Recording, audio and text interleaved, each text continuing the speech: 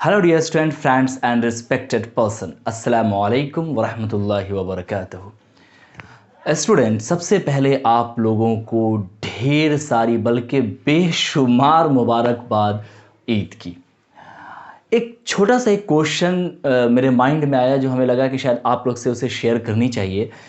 हमें ये बताओ कि ईद हम क्यों सेलिब्रेट करते हैं, ईद को हम क्यों मनाते हैं। सोचिए ज़रा। देखिए, मैं आपको बताता हूँ, आप हमें कमेंट में बताने का कोशिश कीजिएगा और हमें करेक्ट करने की भी कोशिश कीजिएगा अगर आपको लगे तो। ओके, आइए हम लोग सब लोग मिल के कोशिश करते हैं इस चीज़ को जानने का। देखो, ईद क्यों सेलिब्रेट करते हैं, ये एक ऐसा क्वेश्चन है जिसका 100% एग्जैक्ट आंसर खोज पाना थोड़ा सा डिफ़िकल्ट माना जाता है। लेकिन थोड़ा सा इसके बैकग्राउंड को देखते हैं, थोड़ा इसके बैक फिनोमेन को देखते हैं और उसके थ्रू हम ये जानने का प्रयास करते हैं कि ईद को हम क्यों सेलिब्रेट करते हैं। ओके, देखिए, जैसा कि हम लोग ईद से पहले थोड़ा सा अगर आए उसके बैक में आए तो देखिए, अब अभी हम लोगों ने जस्ट रमज़ान को सेलिब्रेट किया।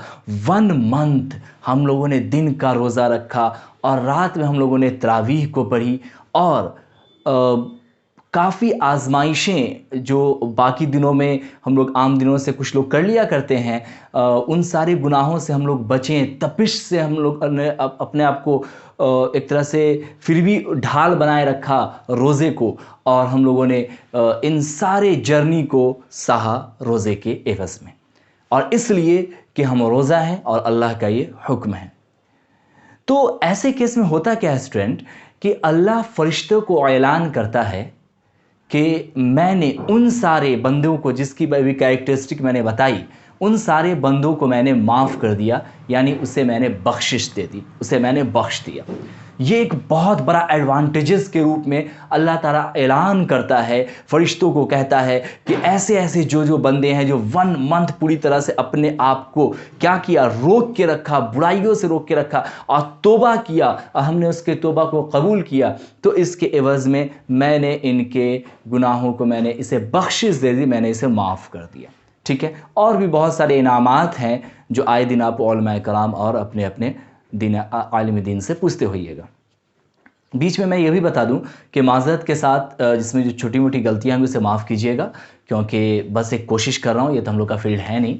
लेकिन रसूलुल्लाह की हदीस भी है सल्लल्लाहु अलैहि वसल्लम कि जब आपको कोई ऑथेंटिक बात अगर पता चलता है और उसकी अगर आपकी तहक़ीक़ है तो आप ज़रूर दूसरों तक उसे पहुंचाने का काम करें। तो बस मैं अपने इस वाजिबात को एक हदीस पे अमल करते हुए मैं कोशिश कर रहा हूं कि आप तक ये बात को लाऊं। तो क्वेश्चन वही था हमारा कि ईद को हम लोग आखिर क्यों सेलिब्रेट करते हैं। तो जैसा कि मैंने बताया कि 1 मंथ की जर्नी होती है और अल्लाह ये ऐलान करता है कि जाओ उन सारे बंदों को मैंने माफ़ कर दिया, फरिश्तों को गवाह रख के अल्लाह ये बोलता है, और जहन्नम को हराम और जन्नत को हमने वाजिब कर दिया। ये अल्लाह की तरफ से हमें एक तरह से एक इनामात दी जाती है। और जैसा कि आप समझ सकते हैं कि इससे बड़ा और चाहिए क्या स्टूडेंट, ये तो सोचो। बख्शिश मिल गई, जन्नत मिल गया, जहन्नम हराम हो गई, जन्नत वाजिब हो गई, तो ये कितनी बड़ी खुशी का दिन है। और ईद का माना ही होता है खुशी के, तो लिहाजा ईद को हम लोग इसलिए सेलिब्रेट करते हैं। अब हम लोग के लिए जो सबसे बड़े जो आइडियल हैं, जो नमूना है, जो आदर्श हैं, वो मोहम्मद सल्लल्लाहु अलैहि वसल्लम। आपको पता होनी चाहिए ये वह शख्सियत है जिसे सिर्फ मुस्लिम ही नहीं, तमाम ममालिक, इंसानियत सबसे बड़ा आइडियोलॉजी के रूप में इन्हें ही देखती है। अरब तो छोड़ो, अमेरिका के एक फ़िलासफ़र हैं, राइटर हैं, जिन्होंने हंड्रेड्स फेमस पीपल्स के नाम से किताब छापी थी, जिसमें सबसे पहले नंबर पर, 1 नंबर पर उन्होंने मोहम्मद सल्लल्लाहु अलैहि वसल्लम को रखा था। तो ये गैरों ने भी एतराफ़ किया है। तो आप इसकी खसूसियात जानते हैं, आप उलमाए कराम से सुने होइएगा। तो हमारे लिए सबसे ज़्यादा इम्पॉर्टेंट ये हो जाता है कि ईद को हम वैसे ही सेलिब्रेट करें जैसे कि मोहम्मद सल्लल्लाहु अलैहि वसल्लम ने सेलिब्रेट किया था।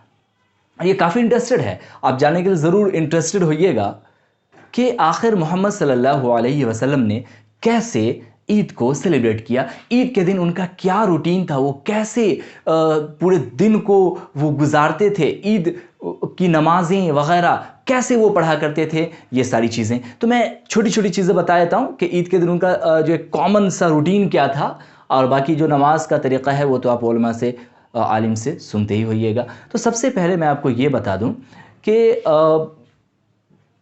मोहम्मद सल्लल्लाहु अलैहि वसल्लम फ़जर की नमाज़ पढ़ने के बाद कोई और नमाज नहीं पढ़ा करते थे, सीधा ईद की नमाज के लिए जाया करते थे। कोई और नमाज से हमारा मतलब यह है कि मोहम्मद सल्लल्लाहु अलैहि वसल्लम लगभग अपनी पूरी ज़िंदगी भर फ़जर के बाद उन्होंने इशराक की नमाज पढ़ी है। तो उस दिन इशराक की नमाज भी नहीं पढ़ते थे और मोहम्मद सल्लल्लाहु अलैहि वसल्लम सीधा ईदगाह तशरीफ़ ले आते थे। ईदगाह तशरीफ़ ले जाने से पहले गुस्ल करते थे, इसीलिए हम लोगों पे गुस्ल करना सुन्नत हो जाता है। और खुशबू का तो आपको पता ही है कि आप सल्लल्लाहु अलैहि वसल्लम को खुशबू से बड़ी मोहब्बत थी, और हल्का कुछ मीठा खा के जाया करते थे, जैसे कि खजूर वगैरह। खजूर का वहाँ अक्सरियत था, और जिस रास्ते से जाते थे उस रास्ते से फिर वापस ना आके दूसरे रास्ते से वापस आते थे, दूसरे रास्ते से फिर वापस आते थे। तो वापस आने के बाद फिर मोहम्मद सल्लल्लाहु अलैहि वसल्लम, कह दो सल्लल्लाहु अलैहि वसल्लम, अपने दोस्तों से जो बादशाह वक्त थे, दैट मीन जो सरदारान थे, सहाबा रज़ी अल्लाह ताला अन थे, और जो रिश्तेदार अहबाब थे, उन लोगों से मोहम्मद सल्लल्लाहु अलैहि वसल्लम मिलते थे। और मिलने के बाद